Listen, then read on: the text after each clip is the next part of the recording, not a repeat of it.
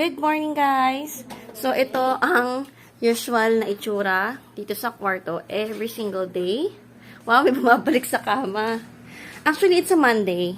Pero, ayan, ito yung sitwasyon namin, di ba? It's Monday today. It's Monday? You don't know that? It's Monday today.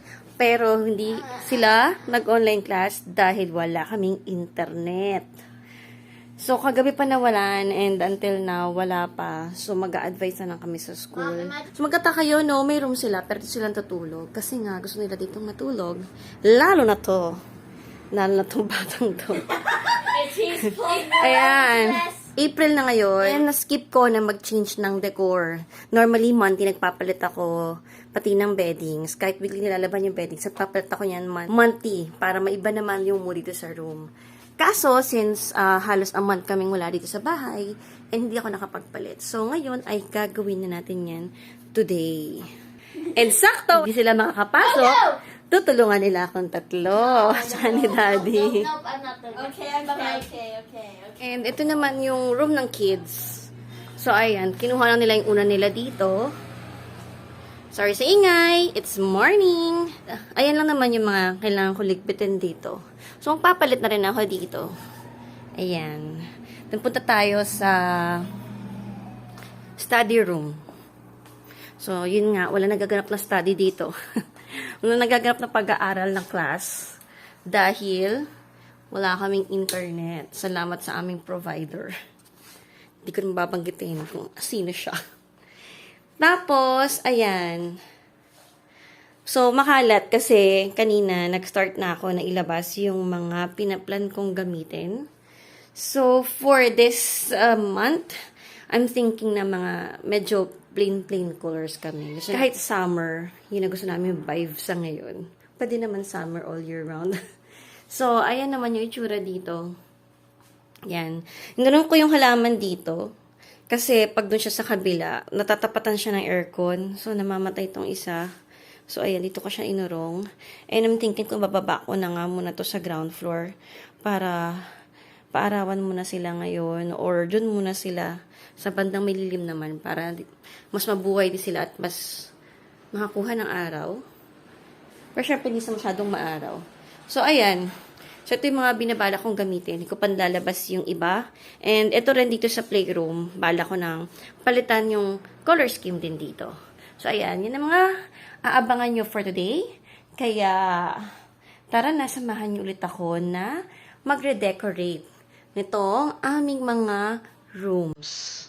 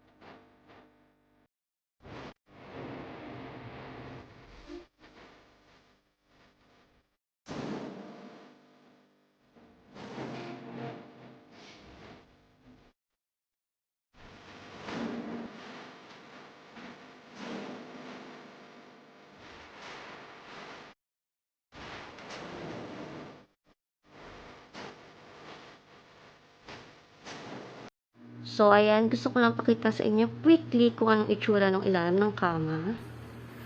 Ayan, saka yung likod dito. So, ganyan, nakaalikabok yung ilalim. In fairness, malinis-linis pa siya. Dahil tinatry kong dukutin pa rin yan somehow ng vacuum.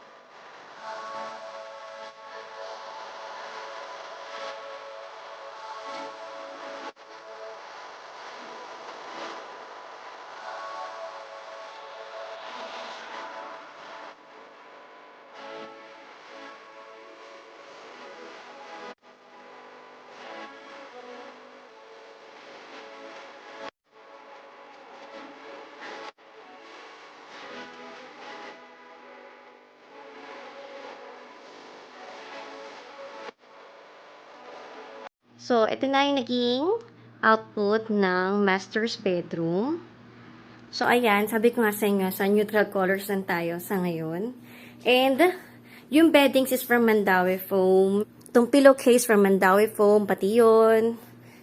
Most of the pillows from Mandawi Foam. And then, this one from SM. Ito naman from Landmark.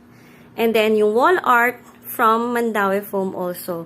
Pati yung lamp sa bedside, from Mandawi Foam din siya. And then, this one, ito yung bagong Xiaomi na Google na digital clock.